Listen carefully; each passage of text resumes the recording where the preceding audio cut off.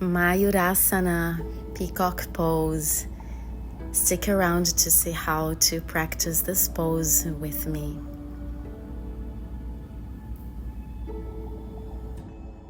One good way to start is to make yourself familiar with a little bit of a hero pose, because that's the base of the pose.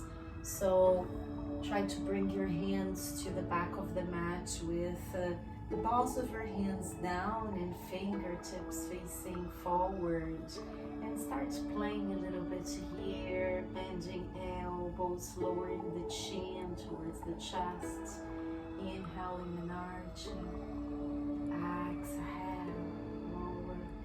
If you need to sit on a block in between your heels, breathe in and breathe out. Do 5 more of these and start noticing where in the body you feel the movements more.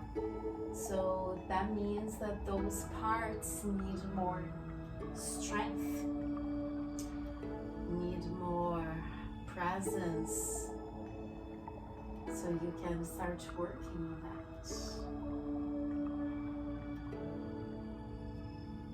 When we finish, we'll also prepare our wrists. So I like interlacing fingers, pushing the hands forward, breathing, lifting, exhale, reaching, bringing the hands to the top of the mat with fingertips facing my knees, and try to lower the balls of the hands against the mat.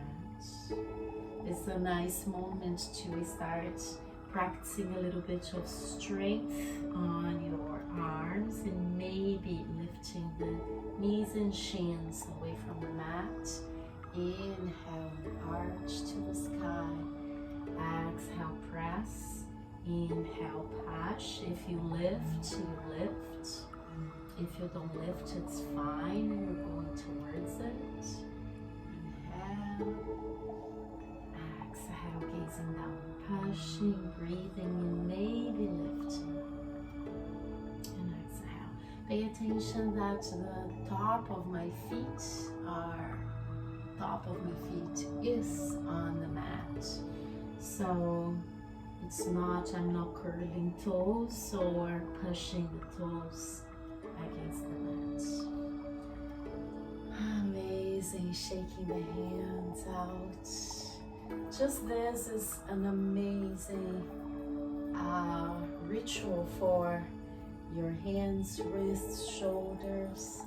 Amazing before and after any practice. Pushing the palms together with the wrists on opposite sides. And switch. And switch. And switch. And last one. Amazing.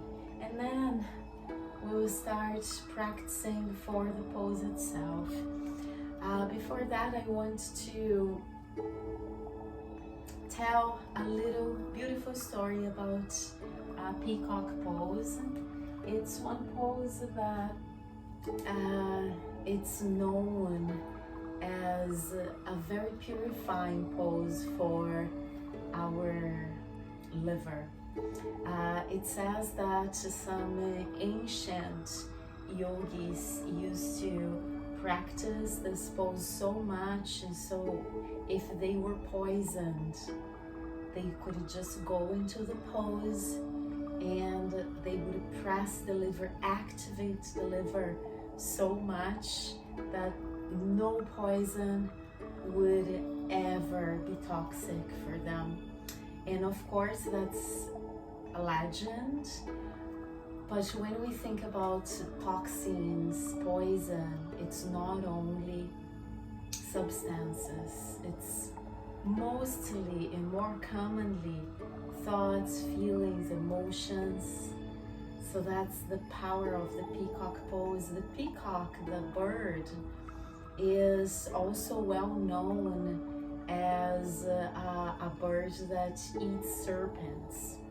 And the most poisonous the serpent is, more beautiful colors the peacock feathers will have. So just thinking of that, it's a beautiful inspiration for us to do the pose. Then we can curl the toes on the back of the mat. And traditionally, we have our thumbs facing forward because the thumbs are also our batteries. So when we activate the thumbs and we push the elbows against the guts, we are really activating so many powerful energies in us. But again, some people just prefer doing with the balls of the hands against the mat. I learned with the thumbs facing forward, and if we notice, birds, the majority of birds, they have the thumb, if we can call that thumb, I guess, in the opposite direction from the other fingers or toes. I don't know. So that's why there's a reason. And we don't have to lift right away. What is important is to make yourself familiar to the pose, know where to press. And in the beginning, you will round the back, and that's okay. And then we start trying to arch. It's important also to connect to the breath, and we breathe in for more openness, and we breathe out for more pressure. Inhale and exhale.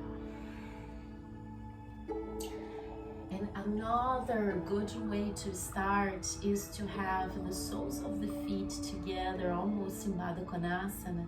And you don't have to extend the legs right away. You can lift with the feet together. So let's try that. Exhale to lift.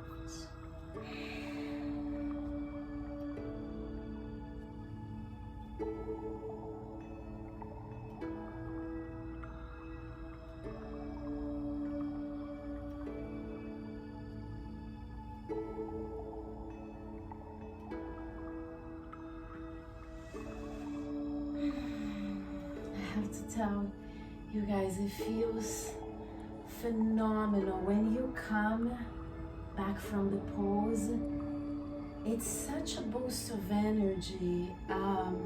Possibly has to do with the hormones that are liberated by the liver. Possibly. I have to check that. And then you can start lifting or extending one of the legs instead of both at once.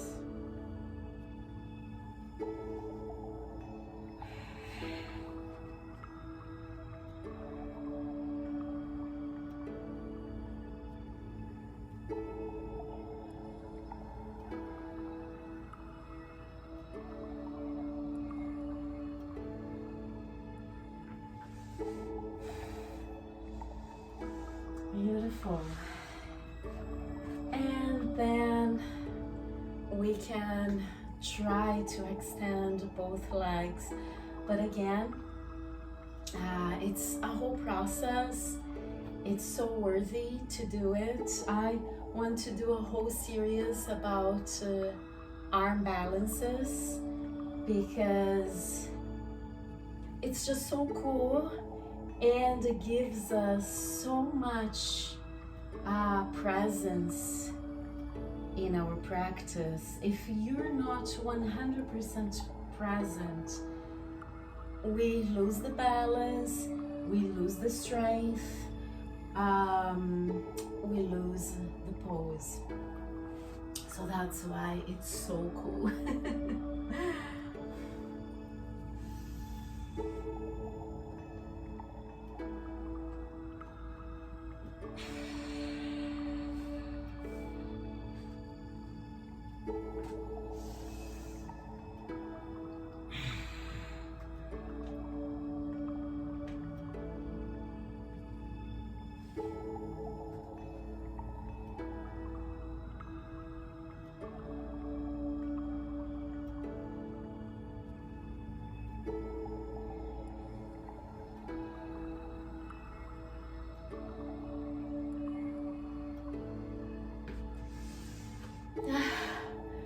too many times.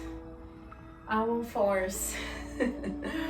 So just to have a little taste of the peacock pose for all of you, Mayurasana, one of my big loves in arm balances. Namaste, everyone.